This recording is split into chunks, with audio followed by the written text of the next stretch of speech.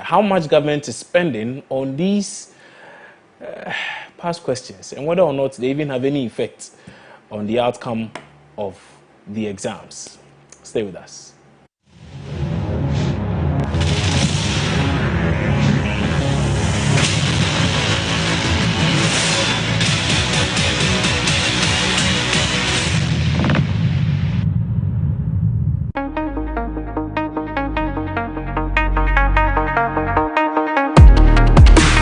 Hello guys and welcome to Home Fit. Home Fit is a fitness show designed to take care of all your fitness needs. I'm your trainer Brad and I will be taking you through a series of workouts.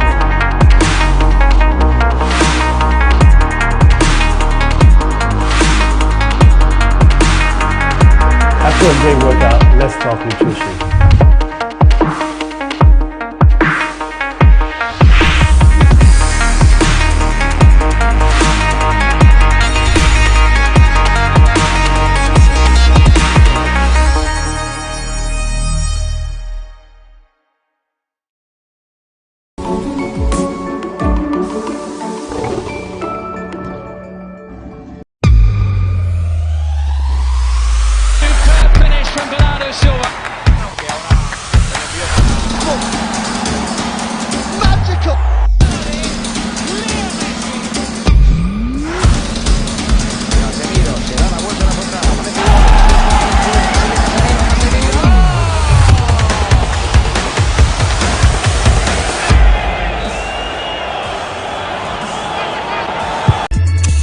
Hey Jack, information will reassure, and the way information they that be why you for join me on MX24. See, wherever the topics they, the stories they on social media, we are going to comb through the annals of the internet. We will disintegrate all the topical issues on social media. You see, when it comes to social media, you know you know how we do it, right? So yes, join the conversation because you know what, it is about to go down.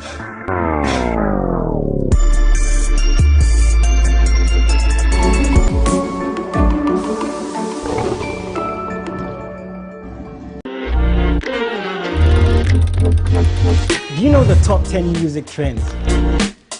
Have you seen the new music videos everyone is talking about? Do you know how your favorite artist makes their music? I'm moving, but they be bluffing and puffing and they be screaming and yapping, some even feeling and bragging. First thing is, I'm patient. That talented upcoming artist in your area needs the spotlight. Let them be our unsung star. Do you have any questions about music? I'm Jason Delay, and I'm a music plug on MX Chart right here on MX24.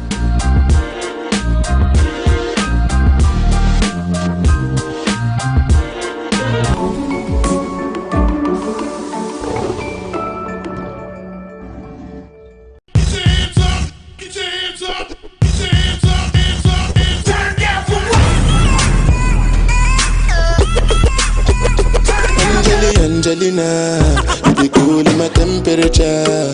If you call, say cheese, take a picture. Shaka pose, make a see, take a picture. in a leg book, boah. Why the party there today? Hey mama, hey I ever say. Shake your body.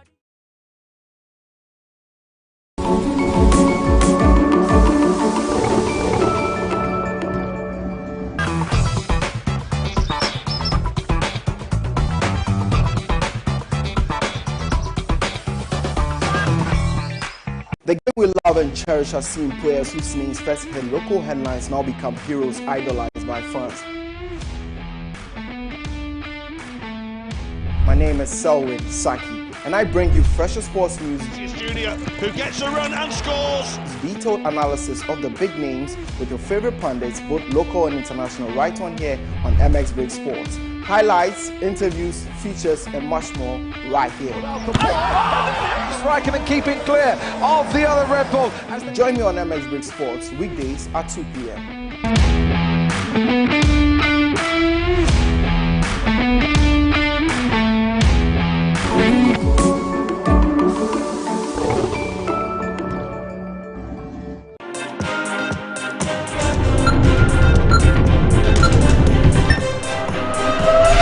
It's 18:30 GMT live from Silicon Square. This is MX24 News.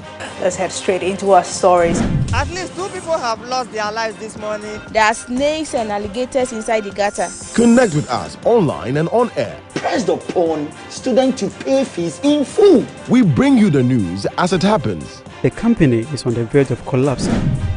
Call any of our many news reporters across the country and share your community stories.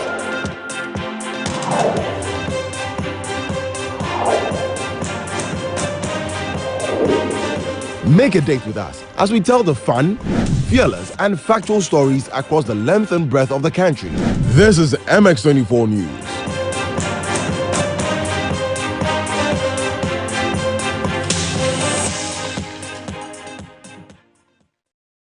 Go on, my people. Welcome to XCave. A boy's body count and a girl's body count matter differently. Wow, ladies. Probably an experience, something that happened. Is it a deal breaker in a relationship? No. The XCave, and this show focuses on topics that are hot on the lips of our young people and presents it in an open, honest conversation. Oh, look at him, he's crying, he's such a girl. In other words, there are no liars on our show. The man is the head of the home. The man is, quote-unquote, the breadwinner.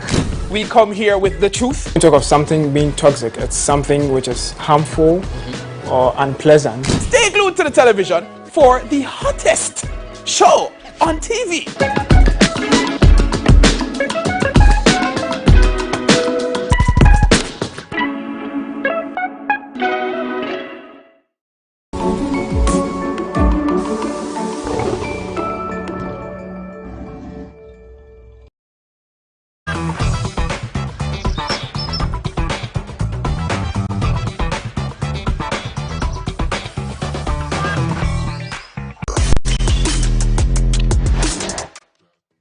What we do has consequences, intended and unintended.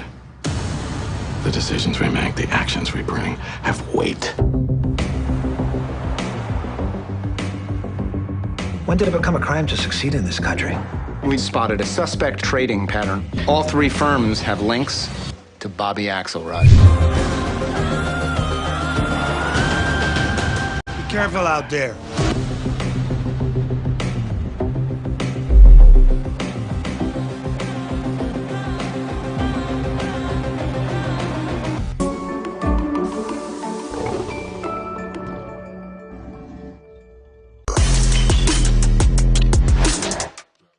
There is no proof of God anywhere in the universe. You grew up in the church. You know this better than anyone. Yes, it is true. My father's a reverend. We got the whole Luke Vader dynamic going on. I got a friend request from God. What? Listen, I don't know anything about the God account. Why would they send me your name? No, there has to be a reason why they're doing this. You want to figure out who's screwing with you? I'm a journalist. I know how to find people.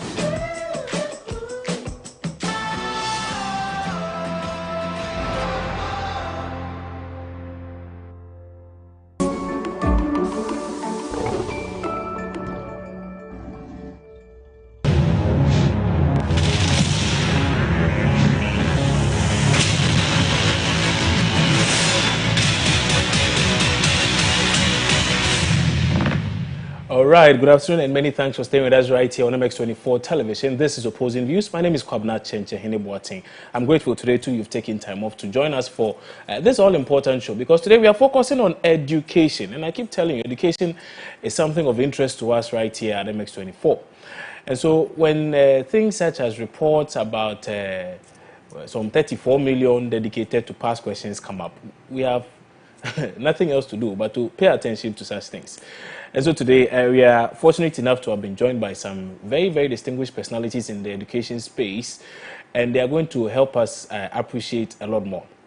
I don't know the situation with you and whether or not in your bid to write your WASSCE or BECE, in your studies you perhaps focused a lot more on past questions, or you just focused on the normal reading that a lot of our colleagues did. I don't know what it is. And if you focused on the past questions, how helpful was it? Did it even help you pass and pass well? We don't know all of these, but our experts will help us understand a few things. So today on the show, let me introduce our guests who are joining our conversation. And then we can start off with that very... okay, let me introduce our guest. Kofi Asare is the Executive Director for Africa Education Watch. He's one of our guests today. Also, Niyama Adi is a lead fellow at the Education and Social Transformation Center. We'll have Peter Nochukuto, he's a ranking member of the Education Committee of Parliament, and also Ruben Plans, who is an educationist in the United States of America. Our guests are joining now. Gentlemen, good afternoon, and many thanks for agreeing to join us for today's discussion. Hi, good afternoon, and good afternoon to your audience and my fellow panelists. Fantastic. Good to hear from you. And so you've seen them and heard from them. I want to start off with a story which is making rounds. I'm picking just one of the several stories out there. There's one by my Joe Online, which comes with the caption or headline, Minority questions a $68 million expenditure on past questions for 2020 and 2021 WASSCE candidates. So there's a combination of the 2 years. Now, this is how the story goes. It says, the minority in Parliament is faulting government's decision to spend over 68 million cedis on past questions for both 2020 and 2021 WASSCE candidates. On Wednesday, Education Minister Dr. Yao Osei-Duchum informed Parliament the amount was sourced from the free SHS. Then the quote comes. Okay, let me hold on to the quote because we have a sound clip of the minister in Parliament making this point. And so we'll share that with you shortly. And then when we return, we'll delve a bit deeper into the conversation. So here is Education Minister Dr. Yao Osei-Duchum in Parliament. Right Honourable Speaker, in 2020, government through its efforts to help students amidst COVID-19 to prepare for the 2020 West African Senior High School Certificate Examination procured 568,755 past questions for students to try their hands on before sitting for the actual exams. The Ministry of Education contracted Mrs. Kingdom Books and Stationery to supply the 5,68755 WASSCE past questions at a contract price of 33,641,043 cedis and 75 pesos. The procurement of these questions was funded through the senior high school account. And the results of the 2020 WASSCE was tremendous as compared to the previous WASSCE. Right Honourable Speaker, the difference is based on the volume. The number of pages in the 2021 is different from that of the 2020. Okay, so that was the Education Minister in Parliament suggesting that this is what government did, and the outcome of that was that we had a significant number of people passing the exams, and he attributes it to the fact that it's because they made these past questions available. Okay, some would say, in fact, I've heard a number of people say great initiative by government. I've heard several others also criticize government for the move, suggesting that it's just a quick fix to a problem which requires a lot more attention. Okay, now the Africa Education Watch, one of the foremost organizations when it comes to education issues in Ghana, has put out a statement, and we're glad that the executive director is here with us today to help us appreciate a few things. Now, as I read through the statement, they touched on some very critical things. One had to do with spending inefficiency. Two had to do with okay, so the first one is the spending inefficiency in Africa's education sector. The second one is the spending inefficiency and financial waste in Ghana's education sector. This is specific to Ghana. And the third one had to do with whether or not past questions are even necessary. The fourth one has to do with the PASCO procurement deal and spending efficiency. And then there were also other issues of copyright. They've highlighted all of that there. For those of you who may not have seen the statement, we are grateful that Kofi Asare has joined us, and he's going to take us through that rather briefly as he sets the tone for our conversation. Kofi, good afternoon again. So take us through what it is that your statement seeks to highlight to all of us, particularly on the back of the comments by the minister when he suggests that, well, we recorded quite some significant number of good grades because of that intervention by government. Once again, good afternoon, your audience and my co-panelists. Our statement appreciates that the issue we have with past questions is not about their use. It has nothing to do with their use. It has everything to do with cost efficiency. The challenge in Africa and by extension in Ghana's educational system is that spending efficiency is very, very, very low. We spend as if there is no scarcity. Okay, that is a challenge. If you read the Auditor General's reports, successive years, if you read African Development Bank reports on Africa, it's clear that our spending efficiency level is less than 50%. And we fall last in the whole world, comparing all the continents. And the bank estimates that if we are able to increase our spending efficiency to 75%, that is the level of Latin America, we will be able to increase primary school completion rate from 79% to 97%. Right. As we speak in Ghana, our primary school completion rate is about 80%. 20% are dropping out. Why? Because there are about 4,500 schools that are primary schools without junior high schools. So when a person completes primary school, they have to commute miles to access junior high school education. That is where the chunk of people drop out. All these issues are because there is no money. But if you come to Ghana, Ghana is among the first 3 countries in Sub-Saharan Africa committing the most into education. Indeed, apart from South Africa and Nigeria, there is no other country committing more. No, apart from South Africa, there's no other country committing more in terms of percentage budgetary allocated to education than Ghana.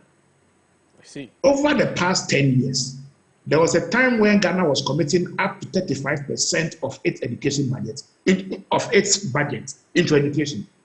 Meanwhile, there are 5,000 schools taking place under trees, and there are students lying on their bellies writing. It tells you that the problem is that even though there is money, we are wasting the money. And we are wasting the money through 2 ways: unprioritized spending and spending inefficiency in areas that are of priority. And one of the ways you spend inefficiently is to procure items in a single source or restricted manner when you have the opportunity of doing same in a competitive manner, which assures more spending efficiency. According to His Excellency the President, when he was campaigning to be president in 2012 and 2016. That is the context for our statement, that we have an opportunity to procure or obtain copyrights directly from WAEC, because WAEC is our contractor. WAEC is in Ghana because of the Ministry of Education. Yeah. And the only use of WAEC past question is for Ministry of Education's own students. That's all. So we have every opportunity to obtain copyright from WAEC and allow the government publisher, Advent Press, to publish past questions and answers and examiners report and give it to our students. It is not for sale. It is not for profit. It is a straightforward thing. But we choose to be happy to rather support a private arrangement where we are paying more, because now there's a sole sourcing, there's a copyright given to Kingdom Books, and we are happy to defend it, saying that there's a copyright to Kingdom Books, so we don't have anything, there's nothing we can do than to deal with them through single sourcing. I see. Is that arrangement in the interest of Ghana? That justification, even though it is a justification, you ask yourself, is it in the best interest of Ghana? And has spending efficiency been put at the forefront of that arrangement? Certainly not. That is the context within which we should have taken. Great points there, Kofi, and I really appreciate them. It's a really good way to set the tone for the conversation. Kofi Asare has just been talking to us about the import of that statement put out by the Africa Education Watch, which sought to raise some critical issues with government spending of over 34 million cedis on past questions for BEC, well, SSC candidates. Okay. Nyama Adi is a lead fellow with the Education and Social Transformation. Nyama, good afternoon. Let me ask this. Good afternoon. How relevant are past questions to an examination? Maybe let me just ask that. Of course, you've heard Kofi, so you may have your own views about what Kofi says. So you can give us your view on that. But more importantly, I want to find out from you how relevant past questions are to having students pass exams and pass well. Good. I mean, I mean, the news by the voice clip you played by the minister. I mean, what he said is a sore taste. It's like the crocodile bile in the mouth, and it's just like a freshly cut skin pouring iodine into it. It's completely a waste of national resources. And for a country that is suffering with a lot of educational infrastructure, you do not think that this is the best way to spend $68 million, which can build so many infrastructure for students. So yes, for me, on the face of it, it is a very bad decision that must not be allowed to flourish. And I have hands now pleading with them to reverse the decision. They should please reverse the decision. And yes, to your question now, what is the importance of past questions to the relevance of our education or past? See, let us know that education is for life and not just for passing an examination. We've all seen people who have passed examination, I mean, we say with flying colors. Yet, in the world of life, in the world of work, they don't find their rhythm. And sometimes you question, was it not this person who was always first in class? Was it not this person who got flying colors in the examination? And there are many examples to point out there. So that if we are determined as a country to educate our nation, then our effort and focus must be about education for life and not education for examination as a populist approach. What should we have done? I mean, past questions are good. It guides every student. Okay? Right. But to say that that alone is the reason for the good pass in the previous examination is a misplaced calculation. It's a misplaced analysis. What we should have done in any case was that any secondary school in Ghana that writes WASSCE exams all have the past questions. I mean, finding past questions is not something sacrosanct. It's not a myth. It's not another Greek mythology that we need all those philosophers to come and unravel for us. They are there. They are there. They are public knowledge. They are in the public view. Those examiners' reports are same teachers who teaches in those various schools. So that what does it take to obtain this? And in any case, a proper educational management would mean that when we procured it the last year at 34 million, those are the properties of the government. After examination, what does anybody do with past examination questions? We say that, I mean, we jokingly say that, Charlie, when I finish exams, I'll not even read a signboard, which means that we throw everything away. So if these things have been the property of the school, the property of the government of Ghana, these students would have obtained it from the libraries, use it for their exams, and then return it. Those who fail to return it will be surcharged. So that this year, what we want to do it all over again, we only have 1 year examination, which is not included in what they compile. And that would have easily been photocopied and given to the students. So for you to say you've given it to them free of charge, when they have no use of it after the examination, it's a complete waste of money. That must not be allowed. So who does what with past questions when they've moved from WASSCE to university? What do they do with those? Usually they use it for Kofi Brookman and the like. That's you know, right, plantain and donuts. But that's fine. That is the point. So you see, proper management means that we should have kept it. And then if you say you are reviewing every 5 years, which even we should think into it again, then that can be towards cost saving. But what they are doing is nothing of cost saving to a country that is beset with a lot of educational challenges, rather giving money to somebody to chop free, as we say it. Right. Let me ask this question. Let me ask you this. So in specific reference to what the minister said on the floor of Parliament, suggesting that, well, they passed so well. In fact, it's the best performance over the past God knows how many years. There's a slight infographic here that I want to share so that we all take a look at it and go through. This is specific to just the core subjects. Again, we would say the only way we can know that they did so well will be that we'll be able to compare with a number of years where they did not have access to these past questions, or government did not have to fund these past questions. So, up on your screen right now, I think it's ready, is a percentage of candidates obtaining between grades A1 and C6 in the core subjects. The core subjects here are English language, integrated science, mathematics, and social studies. These four. And the years under review, as we have done this research, Marie-France Fojo of our news team managed to pull this research up. 2015, 2016, 2017, 2018, 2019, and 2020. That gives us 6 years to compare. I think it's a fair basis to draw a bit of a conclusion.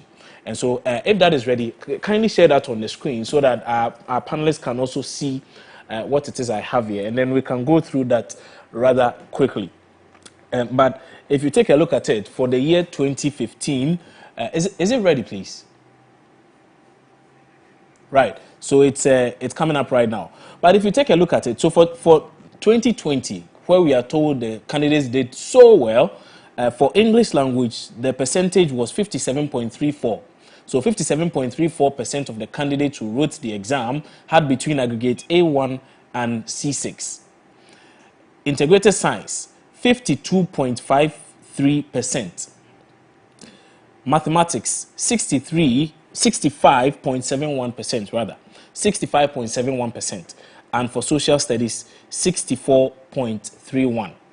Okay. These are the information available now. However, if you take a look at the years between 2015 and 2020, there you go. I believe you can all see this to my panelists, right? So if you take a look at this, you can see that even for, so for English language, I mentioned to you that in 2020 it was 57.34%. But if you check the year 2017, we scored about 52.24%. In 2016, it was also about 51.6%. So, yeah, not such a huge difference, just about 5% increase. Okay, take a look at integrated science. In 2020, when the students were given the past questions, they had 52.53%. That's 52.53% of the students scored between A1 and C6. But guess what? In 2019, 62.94% of these students who did not have these past questions managed to get between A1 and C6. Again, if you take a look at 2017, same there, 52.89%, which is again higher than the 52.53 scored in 2020. Also in 2018, there's 50.48%. Okay, let's come to mathematics. 65.71% of candidates scored between A1 and C6 after getting their past questions. If you take a look at 2019, where there was no past question, we are 64.23% of the candidates scoring between A1 and C6. And if you come to social studies, even with past questions, the students, with the percentage of students who had between A1 and C6 was 64.31%. But 2018, we had 73.25%, and in 2019, 75.36%. And so this is data made available by the Ghana Education Service. Okay. Let me start with, I'm coming back to my two panelists though. Niyama, you were on when I decided to bring this up. Bani, when you take a look at this data, does it justify, of course, I know you have a position on this anyway, but still looking at the data. You see, exactly the point I was making. Right. That, I mean, the statistics you've shown us now, let's take one very important point into cognizance. Right. Let's look at ratios. Mm-hmm. Look at the ratio of students who sat for the exams in those previous years as compared to the ratio of students who sat the exams in 2020.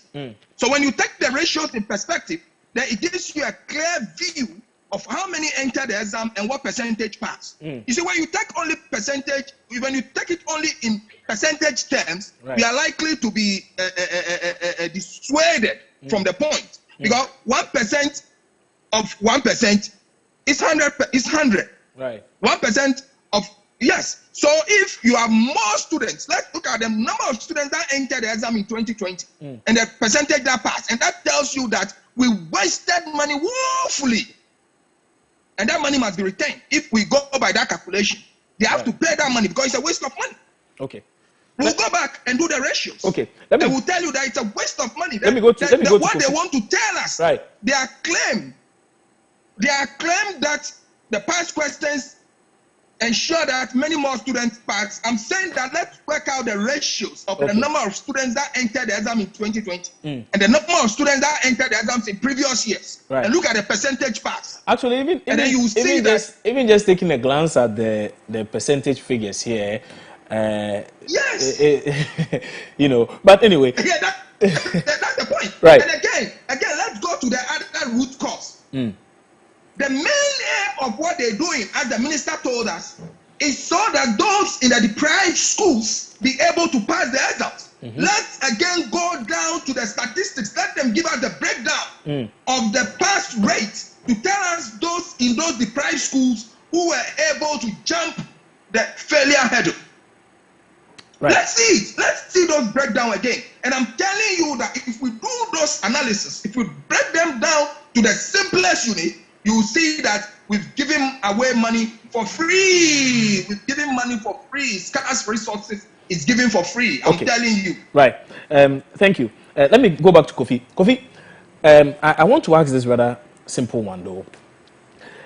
You've also taken a look at the statistics as has been shared on the screen.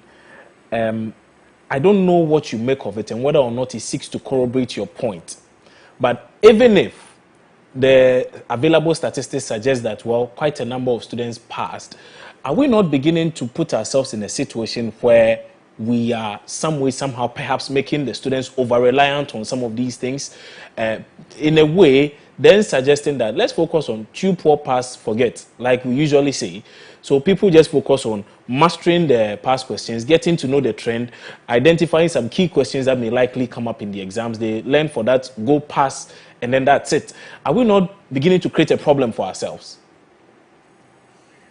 Well, unfortunately, I am not an expert in that. I am not a teacher. I've never taught before. I never did education in my life. And so I'm not competent to speak to that. That is why in our statement, we indicated that we support the provision of past questions on the basis that the education authorities, the GES and the teachers find it useful. For us at the policy level, we are interested in government providing all teaching and learning materials relevant to preparing the child adequately for examination. That's all. So if the education authority believes that that particular input or resource is critical in preparing them adequately for examination, provide it for them. That is our position on past questions or not. Yeah. All right. Let's head to the USA now, the United States of America, because we have one educationist joining us from there, Ruben Plans. He's received quite a number of laurels in there. He's been doing some amazing work in the United States. Ruben is joining us with some perspectives because, again, I've heard some people also begin to draw a bit of comparison on the issue of costs, suggesting that if you compare what we are paying here per unit, it's relatively cheaper than what our colleagues elsewhere may be paying for a similar service elsewhere. So let's get that perspective from Ruben. Ruben, good afternoon. Thanks for joining us. I know it's morning, they're quite early though. So we are really grateful you've taken time off to join us this morning stroke afternoon. But maybe to begin with, I'm sure you've followed the discourse so far, and perhaps you may have paid a bit of attention to what has been going on in Ghana as far as this issue of past questions is concerned. Maybe I'll take your general thoughts first, and then you can share with us what you make of whether or not indeed these past questions play a role in getting students to pass and pass well in examinations. Okay, thank you, Chetan, for this opportunity. And I'm not in USA, I'm in Canada. Oh. And yeah. Right. So to begin, my general thought, I agree with my co-panelists that this is indeed a misplaced priority in that it communicates to the entire country and even other states the seriousness to which we attach to our education within the country.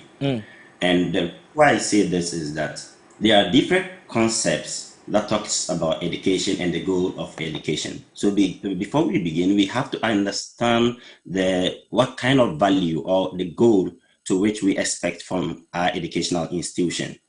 And from the policy perspective, printing past questions to aid students pass their exam seems to suggest that the emphasis that we are placing on our education is for students to pass their exams and go to the next level, which most often affects these students when they are progressing to the next stages of their educational journey. And as a student who studied out here, I have also gone through that mill whereby we felt for us to be able to make it, we have to pass our exams, go to the next level, go to the next level. But when you are exposed, that is when you, like, the entire educational system is being thrown to the dust, because you are exposed to systems that do not build their educational processes based on that line. And when that happens, it affects you, because most of the things over here that I have seen is based on what happens in the classroom. So right from the classroom, that is where our priority should be set up.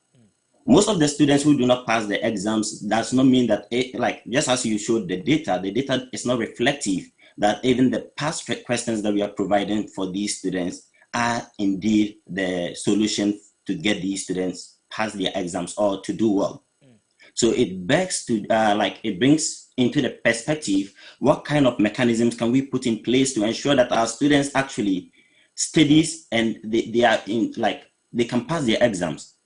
So in most students in Canada, I know that government spends a lot on initiatives that seeks to help these students whilst they are in the classroom. So they have a lot of special needs educational funding or different funding mechanisms that goes into different aspects of the educational system. Okay.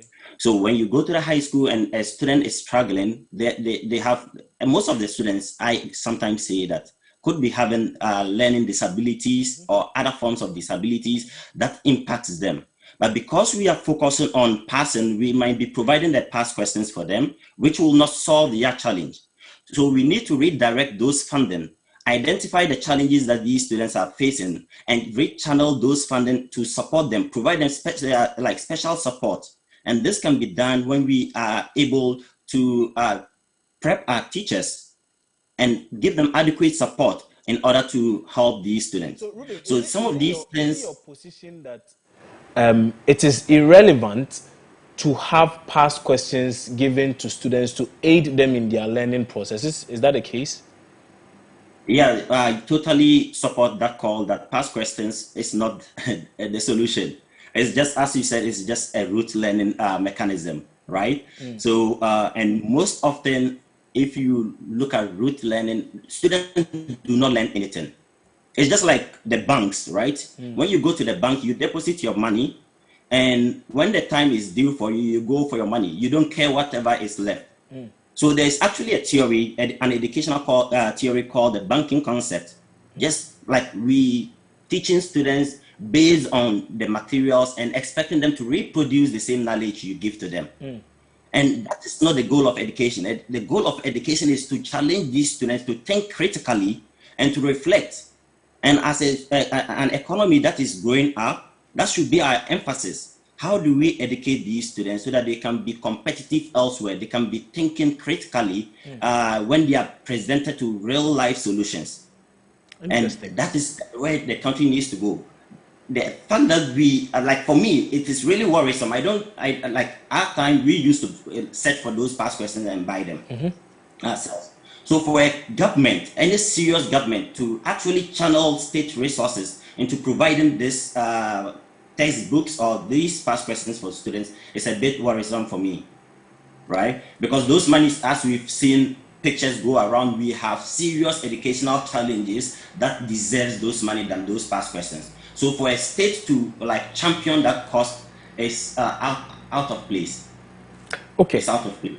Okay. Thank you for that, Ruben. I really wanted to pick your views, though, on those who had raised arguments about how IELTS past questions are available. And for those who do not know what it is, it's an international exam where you write if you want to study outside the country, because those countries don't usually go for WASSCE results and the like. So there's English proficiency and then a few others also. You have to write all of those.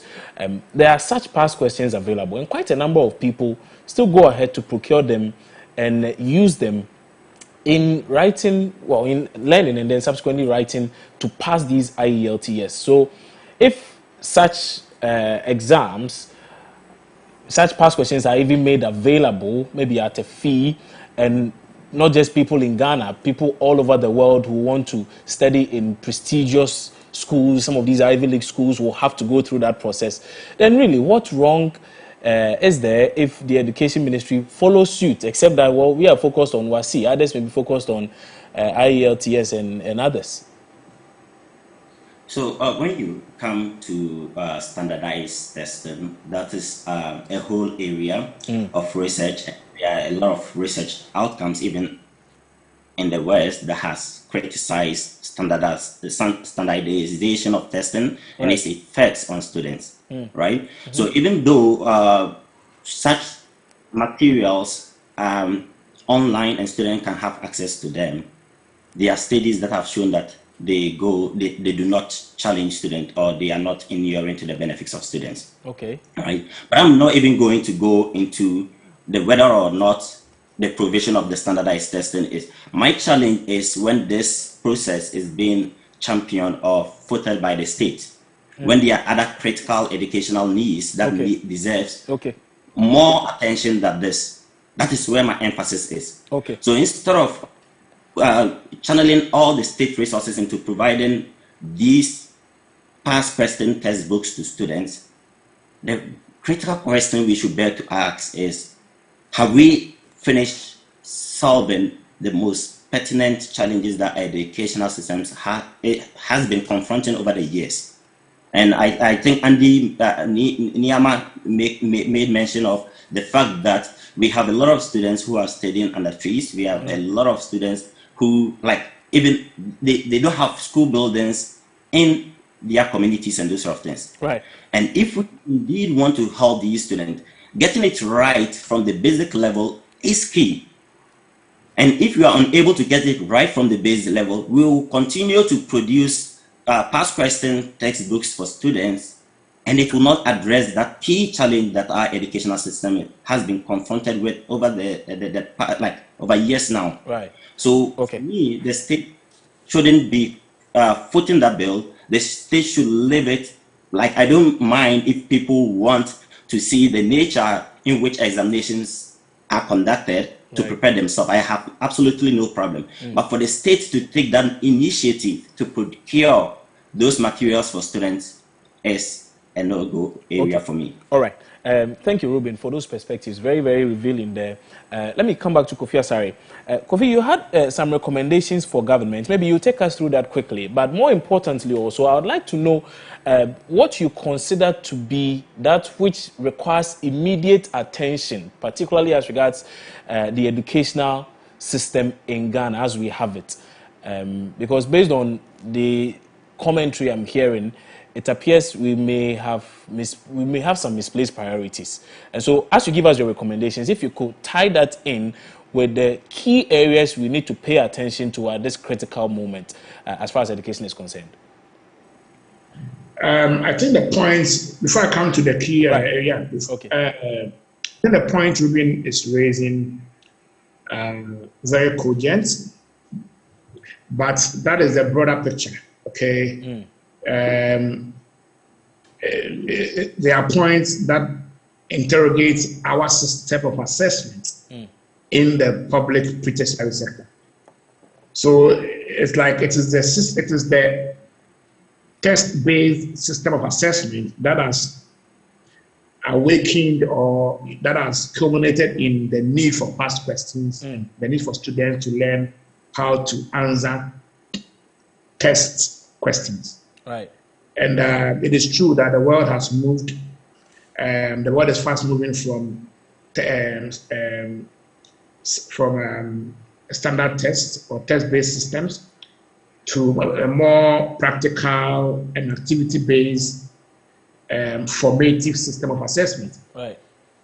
As late as in 1988, when I was a student in Canada, I did my basic schooling in Canada. I never wrote a test. It was always a project. You do a project and then you are assessed. And so there's a broader discussion we need to have about reforming our assessment system. And we had published a policy brief last year, November, on the need, it's actually on our website, on the need to reform our assessment system and move from the test-based system, because it is only stressful and it is not the best way to assess someone's learning outcomes. Right. Having said that, immediately, all we need to do is that the government has already procured the books. I mean, the past questions. That's true. And they are only telling us now after they have procured it, so there's nothing we can do. So we have recommended to government that we don't want the past questions to be procured every year. It's actually a waste of money. Right. Because even textbooks that are used the whole year takes 3 to 5 years to replace in the schools. So why should we buy past questions every year that are used just 1 month? The past questions are going to be available in August. And it will be used in just 1 month. September, they are done. So how do you use this particular book as a disposable material when textbooks are used every day for 5 years before replacing them? So we want them to be used consistent with the public, to the textbook policy. Students use them after completing their examination. They return it to the school and sign off. If you destroy it, you will not be cleared. Right. You will pay for it. Good point. That is the first recommendation we have made to sustain this practice. Second is that the Ministry of Education must directly acquire the permission of WAEC to publish past questions and the examiner's reports. If it deems it fit, that it has to continue providing same. And as much as possible, use competitive procurement processes to procure instead of the single source procurement processes, which does not assure of cost efficiency or spending efficiency. Right. And then finally, we have also asked the Ministry of Education to ensure that in subsequent years, we are not buying past questions.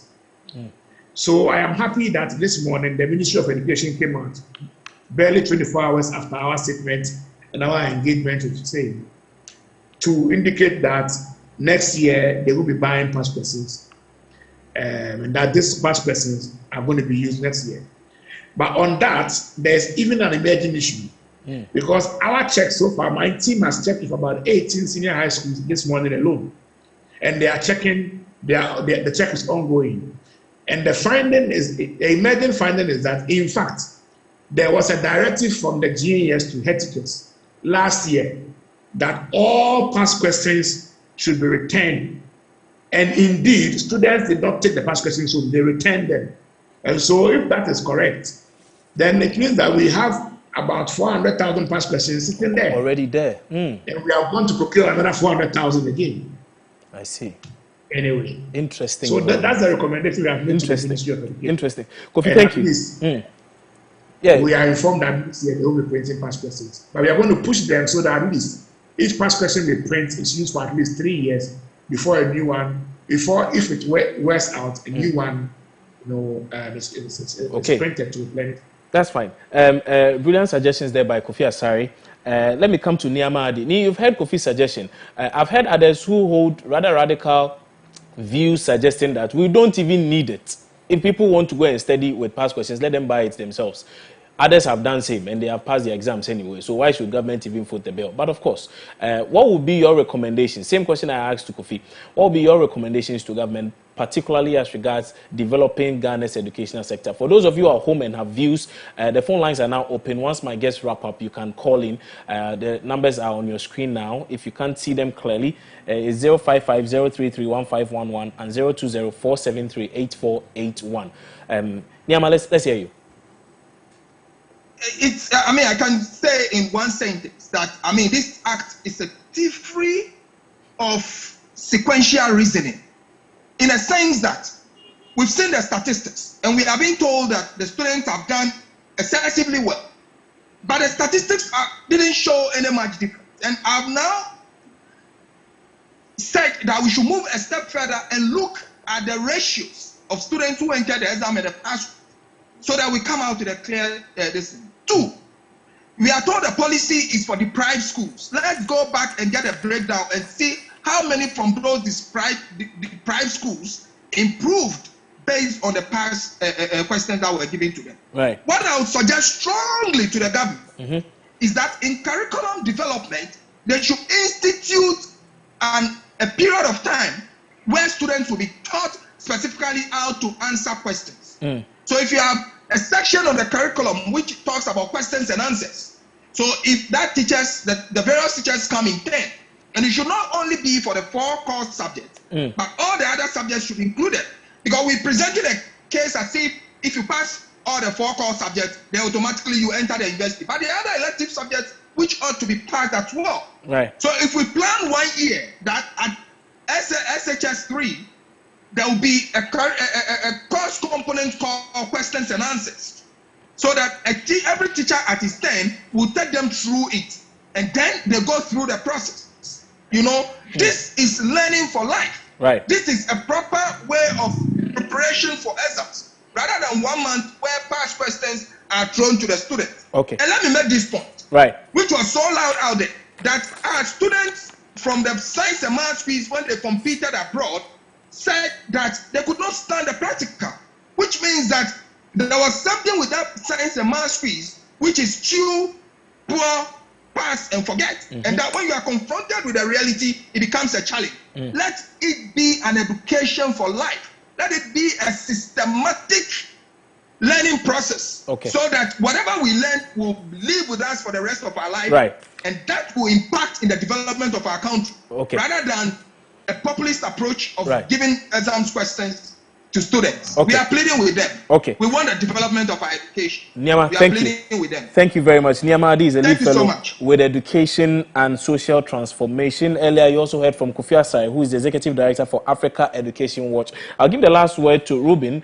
Ruben, in 60 seconds, what will be your recommendations? I know you've given us a few already, but do you have any additions? Basically, I think the state should channel the resources to other sectors. I don't think it is advisable for states to waste resources on printing past questions for students, because it doesn't benefit the students in any way. The only benefit the student gets is to pass and go to the next level. When they get to the next level, they are presented with the real life challenges. And for me, the emphasis should be on how we can equip our students with the 21st century skills right from every stage of the academic journey, so that at any point in time when they progress, they will be competitive wherever they find themselves. So that would be my recommendation to the leaders out there. Let's re-emphasize, focus, and help these students. Thank you. Ruben, many thanks for your time. That was Ruben Plans. He's an educationist based in Canada. He's now in Canada, so you heard him there also with those views. Now the phone lines are open, like I mentioned. Emmanuel is from Kumasi. He's joining our conversation. He's the first caller. Emmanuel, good afternoon. Good afternoon. Sincere apologies for keeping you on a while longer, but let's hear your views now. Thank you very much. I do think that what we are having now, the education system that we are having now, is not the best. Looking at it, we are still going by our old ways. Things are changing. We have new, diverse things coming up. And still we stick to these old things, and we procure past questions to do the same old things, repeating the same old things. But then, look at our work market now. We should rather think of something else. People are actually helping China, Korea. They are doing so many things in the education system. Canada, practically whatsoever, they are doing it. India is going by emotional intelligence. Interesting. Emmanuel, many thanks for your thoughts. That was Emmanuel from Kumasi. Gabriel is joining us from Kaswa. Gabriel, good afternoon. Gabriel, good afternoon. Can you hear me? Okay, I think we may have lost Gabriel there. 055-033-1511, 055-033-1511, and 020-473-8481. 020-473-8481. We are discussing the relevance of past questions to students passing and passing well. And in fact, people say there's a difference between learning and passing exams. And so, should we even be focused on students just passing exams and passing them well? Well, that's one thing we also need to pay attention to. Let's go to Sogakope. Yeboah is joining us now with some views. Yeboah, good afternoon. Afternoon. Let's hear you, sir. With regards to government procuring past questions for students, I think it's not relevant because I know for a fact that there are the textbooks that students are using contain some samples of past questions over the years. Yeah. So there are, after every topic, the writers of the book state or print in addition to... They sample a few questions from the previous years and then put at them in least there. that alone can serve as a guide to the students as to how questions can be asked on a particular topic. Okay.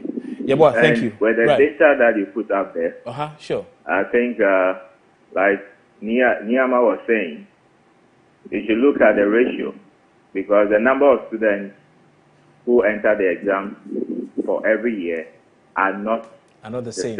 Right. For all you know, you have more students in the previous years compared to the 2020.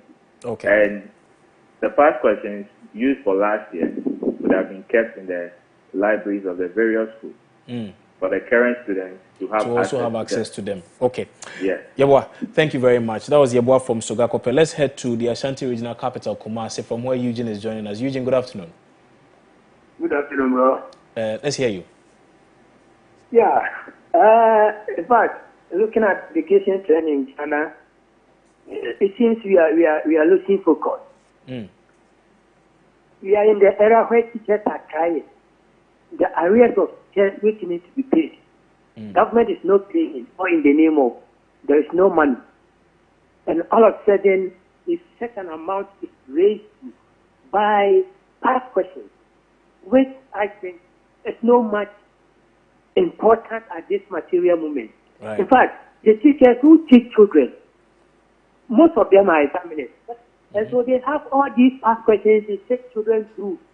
Buying the past question, I think it's not the responsibility of the government to buy past questions for students. I see. In fact, headmasters are trying at the moment because of the feeding. For the same students, the government is buying the past questions for. They are not getting food to eat.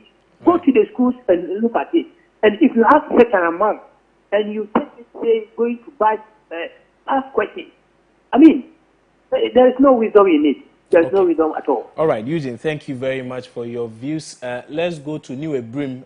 Wisdom is joining us. Wisdom, good afternoon. Hello, Wisdom, can you hear me? Okay, I don't think Wisdom can hear me.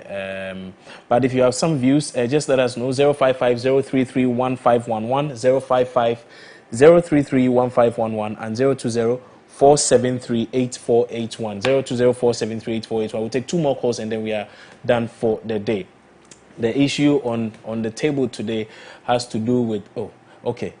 I'm told we've run out of time. Okay. It's rather unfortunate, but...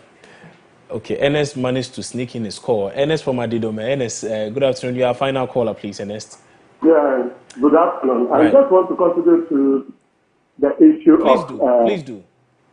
Buying the exam papers to our students. Over the years, this has been a practice, even though government was not directly buying papers to our students. Our students managed to procure papers from various places for their studies. And we go through parts to the secondary school system have seen that it has helped a lot. Those days that people were not getting the papers, those of us who were few who got the papers were the leaders in our classes. I said this because people rush on us to get the papers so that they can also study to know the strength of how the examiners set the question. This is not any bad idea. When our government officers share our money themselves, we complain about it. But when this money has funneled to the development of our children, we are complaining that I don't know what is good for it. We should praise this government for doing this for our students, to know the way forward and know what they are going to do when they get to the exam hall. I pity those people who will stand plainly and then criticize this move. That's all I have to say. Okay, thank you very much. And that was our last caller, our final caller. And indeed, that's how we wrap up on the show today. My name is Kwabena Chenchehene Boateng. This has been Opposing Views live on MX24 television. If you are still not following any of our social handles by now, I don't know what you're doing. At MX24GH, at MX24GH, Facebook, Twitter, Instagram, even on LinkedIn. And then also on YouTube, where you can get a lot more of our videos to watch in your spare time. I'm grateful to you for taking time off to watch the show. The show was produced by Marie-France Fojo, Jonah Eledi, and NS Senano Dovlo. The weekend has started, and so early jam is on tonight. Please have some fun on MX24 tonight.